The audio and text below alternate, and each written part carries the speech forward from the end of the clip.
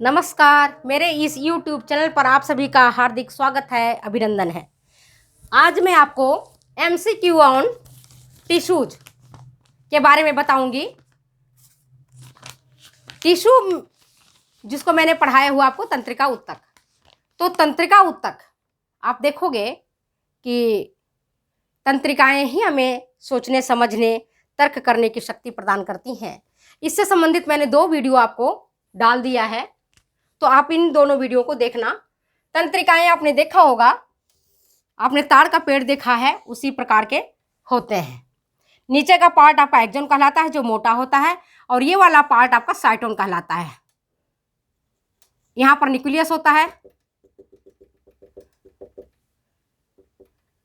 और यहीं से कई सारी शाखाएं निकलती हैं, जिसको हम डेंड्रॉन कहते हैं। इस पर मैंने आपको डिटेल्स पूरी क्लास मैंने बहुत अच्छे से समझाया है, तो उस क्लास में जाकर के उस वीडियो को देख करके आप समझ सकते हो और कर सकते हो।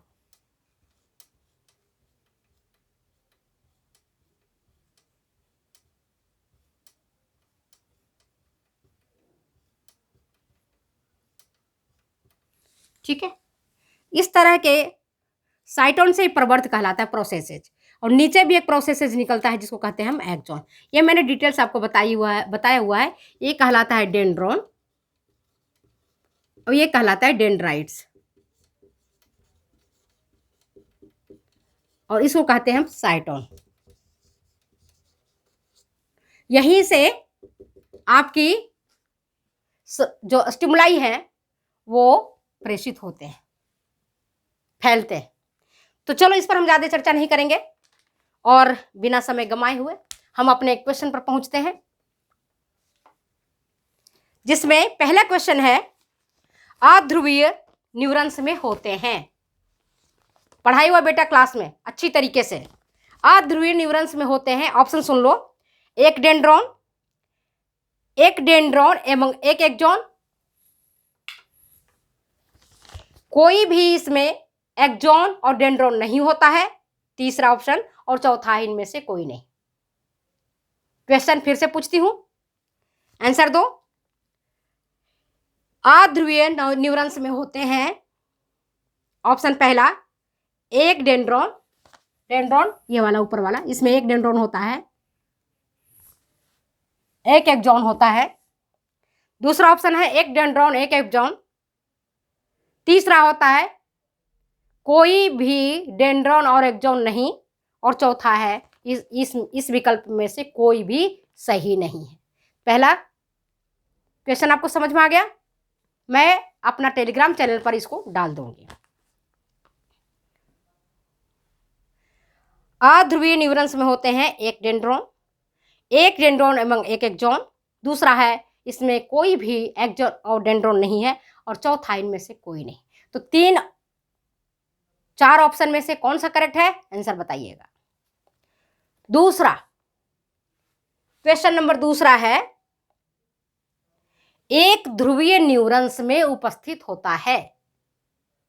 एक ध्रुवीय न्यूरॉन्स में उपस्थित होता है एक डेंड्रॉन, केवल एक एक्सोन एवं एक डेंड्रॉन,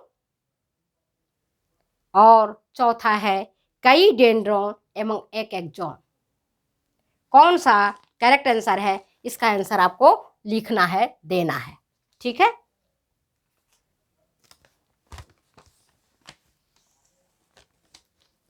ठीक है, समझ गए कौन सा आंसर है इसका करेक्ट?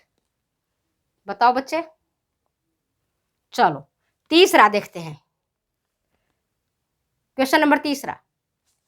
तंत्रिका तंत्र में न्यूरॉन्स इस तरह से विन्यासित होते हैं कि एक न्यूरॉन का एक्सोन अपने से पिछले न्यूरॉन्स के साथ संबंधित हो जाता है। क्वेश्चन सुनो। तंत्रिका तंत्र में न्यूरॉन्स इस तरह से विन्यासित होते हैं कि एक न्यूरॉन का एक्सोन अपने से पिछले न्यूरॉन्स के साथ संबंधित हो जाता है। इनका यह संबंध कहलाता है, पहला ऑप्शन सुन लो, सूत्र युग्मन, जिसको अंग्रेजी में बोलते हैं सिनॉप्सिस।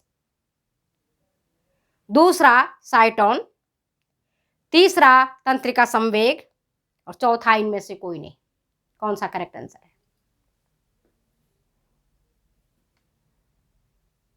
खूब अच्छे से पढ़ाए बेटा जी।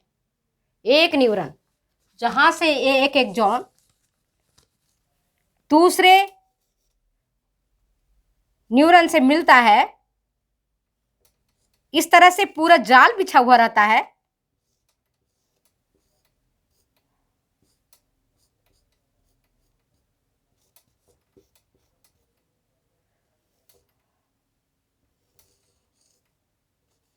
तो ये जो कहलाता है, इसको क्या कहते हैं हम?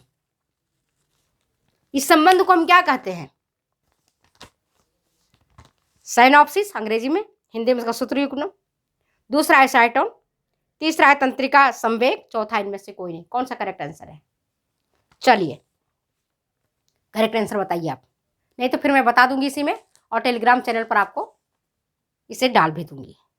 क्वेश्चन नंबर चौथा, श्वान कोशिकाएं पाई जाती हैं। श्वान कोशिकाएं पाई जाती हैं, किसमें पाई जाती हैं श्वान कोशिकाएं? इसका चित्र अगर अपन देखेंगे तो क्या पाते हैं?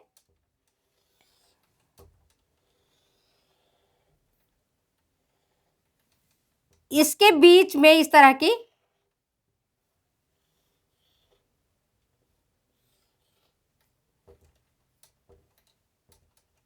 बीच बीच में, कहीं कहीं, पूरे में नहीं, कहीं कहीं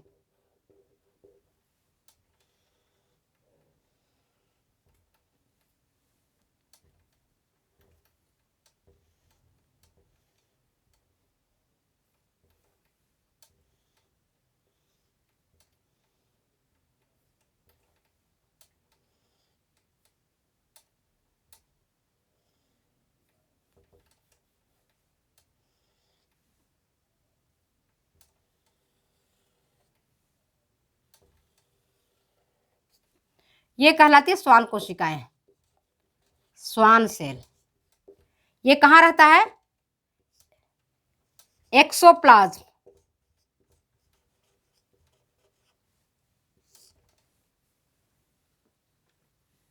तो ये श्वान कोशिकाएं कहां पाई जाती हैं? ये देखो, इसका मैं, श्वान कोशिकाएं पाई जाती हैं, ऑप्शन सुनो, मेड्यूलेटेड तंत्रिका तंतुओं में, नॉन मेड्यूलेटेड तंत्रिका तंतु में, तीसरा न्यूरोग्लोया में, चौथा इनमें से कोई नहीं। कौन सा करेक्ट आंसर है? अब क्वेश्चन नंबर 5वां देखते हैं। संवेदी प्रकृति के तंत्रिका तंतु हैं, संवेदी प्रकृति के तंत्रिका तंतु हैं कौन से? पहला अभिवाही तंत्रिका तंतु, दूसरा अपवाही तंत्रिका तंतु, या उपरोक्त दोनों ही, या इनमें से कोई नहीं। कौन सा करेक्ट आंसर है बोलो? अभिवाही तंत्रिका तंतु, जिसको हम अंग्रेजी में बोलते हैं एफेरेंट,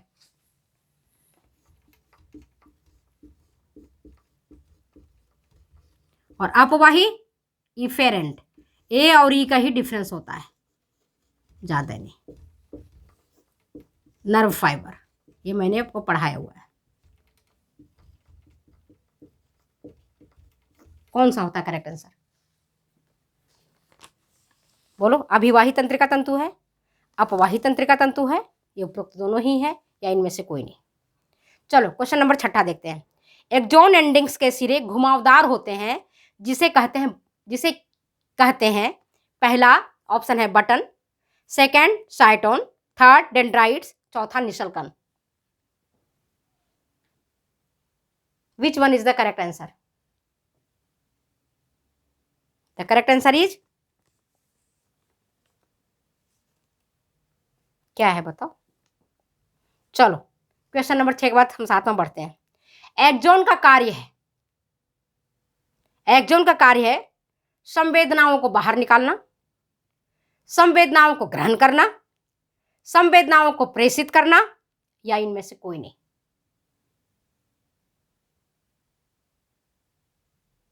करेक्ट आंसर क्या है? चलो अब 8वां क्वेश्चन देखते हैं हम। इंटरकाइलेटेड डिस्क उपस्थित होते हैं हृदय पेशियों में, ऐच्छिक पेशियों में, अनैच्छिक पेशियों में, या इनमें से कोई नहीं। इंटरकाइलेटेड डिस्क किन में पाया जाता है? ऐच्छिक पेशियां, अनैच्छिक पेशियां, हृदय पेशियां। अब क्वेश्चन नंबर 9 देखते हैं। रेखित पेशियों में हल्की रंग की पट्टी कहलाती है। रेखित पेशियों में हल्की रंग की पट्टी होती है जिसको कहते हैं एक्टिन, मायोसिन, कंडरा और मायोफाइब्रिल्स। कौन सा करेक्ट आंसर है?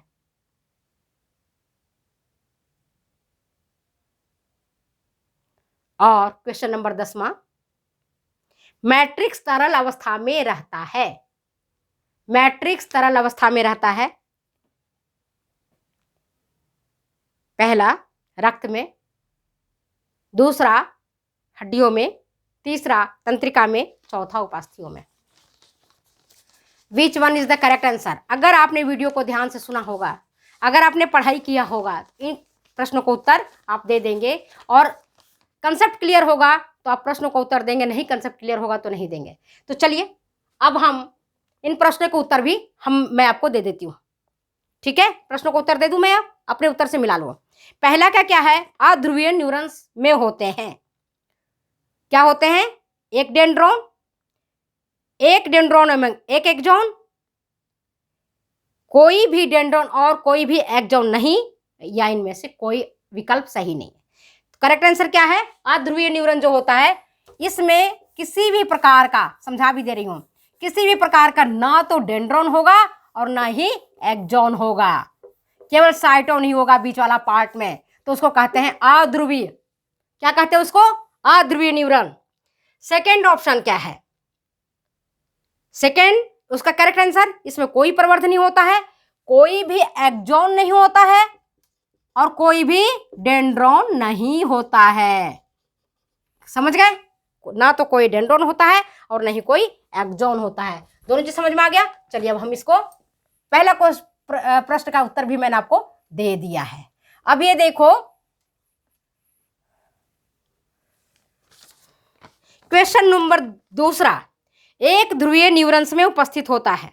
एक ध्रुवीय प्रवर्धों के आधार पर मैंने आपको बताया था, कई प्रकारों में बांटा गया है, आज की वीडियो में मैंने डाला हुआ है, आप उसको पढ़ लेना। एक ध्रुवीय न्यूरॉन्स में उपस्थित होता है क्या? केवल एक एक्सॉन, एक ही एक्सॉन होता है इसमें। डेंड्रोन ऊपर का प्रवर्ध कुछ भी नहीं होता, इस तरह का कुछ भी नहीं होता, उसको कहते हैं एक ध्रुवीय न्यूरॉन। ठीक है, केवल इसमें एक एक्सॉन होता है। करेक्ट आंसर 1, एक एक्सॉन। क्वेश्चन नंबर 3 देखो। तंत्रिका तंत्र में न्यूरॉन्स इस तरह से विन्यासित होते हैं कि एक न्यूरॉन का एक्सॉन अपने से पिछले न्यूरॉन के साथ संबंधित हो जाता है। इनका यह संबंध कहलाता है साइनोप्सिस या सूत्र युग्मन। होता क्या है, मैं इसको देखो समझा देती हूँ आपको, इस तरह से समझ लो, आपको याद हो जाएगा क्वेश्चन का आंसर भी। ये है आपका न्यूरॉन, ठीक है, एक न्यूरॉन है, ये इसका सिनॉप्सिस है, यहाँ से आपका डेंड्रोन निकल रहा है, फिर यहाँ से क्या होगा, एक्सॉन है, ये वाला पार्ट वाला एक्सॉन है, यहाँ से फिर क्या होगा, डेंड्रोन निकले, इस तरह सिनॉप्सिस हो गया, यहाँ से फिर डेंड्रोन निकलेगा है, फिर यहाँ से फिर एक एक्सॉन निकलेगा इस तरह से। तो ये एक न्यूरॉन जो दूसरे न्यूरॉन के साथ जुड़ता चला जाए, एक लड़ी बना रहा है, एक चेन की तरह संरचना बना रहा है। अपन चेन पहनते हैं ना, एक एक एक एक कड़ी जुड़ते चली जाती है। तो ये जो युग्मन है इसको कहते हैं साइनोप्सिस अंग्रेजी में, और हिंदी में कहते हैं, क्या कहते हैं, सूत्र युग्मन। Correct answer. चौथा देखो, श्वान कोशिकाएं पाई जाती हैं। श्वान कोशिकाएं पाई जाती हैं किसमें? मॉड्यूलेटेड तंत्रिका तंतु में, नॉन मॉड्यूलेटेड तंत्रिका तंतु में, न्यूरोग्लिया में, या इनमें से कोई नहीं। The correct answer is non modulated. ये जो मैंने श्वान कोशिकाएं बताए हैं, मैंने बताया था पहले, पिछले वीडियो में भी बताया था कि हमारा जो नर्व तंतु है वो ढका रहता है, आच्छादित रहता है इस तरह के एक और प्रकार के कवर से, जिसको हम कहते हैं माइलिन शीथ। माइलिन शीथ कहते हैं, ये मैंने आपको पढ़ाया हुआ है, इसलिए हम इस पर चर्चा नहीं करेंगे। और एक्सोलीमा और एक्सोप्लाज्म के बीच में नॉन माइलिनेटेड रहता है, इसमें श्वान कोशिकाएं पाई जाती हैं। तो करेक्ट आंसर क्या हो गया? मॉड्यूलेटेड तंत्रिका तंतु गलत आंसर है, नॉन मॉड्यूलेटेड तंत्रिका तंतु करेक्ट आंसर है। ठीक है, इसके बाद क्वेश्चन नंबर मैंने आपको 5वां बताया है, संवेदी प्रकृति के तंत्रिका तंतु होते हैं। नाम से याद रखना, संवेदी जो सेंसेशन देता है। संवेदी कौन कौन से, हमारे कितने प्रकार के संवेदी अंग है? जैसे आंख, नाक, कान, ये नाक हुआ, कान, त्वचा, 5 संवेदी अंग है ना हमारे। जीभ। तो संवेदी प्रकृति के तंत्रिका तंतु हैं अभिवाही तंत्रिका तंतु, एफेरेंट, अंग्रेजी में बोलते हैं efferent nerve fibres. Correct answer क्या है? अभिवाही। अभिवाही जो संवेदी प्रकार के तंत्रिका तंतु हैं, जो संवेदनाओं को ग्रहण करते हैं। इसके बाद करेक्ट आंसर क्या हुआ? अभिवाही तंत्रिका तंतु। क्वेश्चन नंबर 6 देखो, एक्सॉन एंडिंग्स के सिरे घुमावदार होते हैं। एक्सॉन हुआ, इसके एक सिरा इस तरह से घुमाव रहता है, इस तरह से घुमाव रहता है, घुंडी बनाता है, इस तरह से दिख रहा है आपको, घुंडी बनाता है। इस घुंडी को क्या कहते हैं? बटन। करेक्ट आंसर क्या है? बटन। बटन जैसा दिख रहा है ना, घुंडी कैसी है? बटन जैसी दिख रही है, इसके लिए इसका नाम बटन रखा गया है। ठीक है, बटन।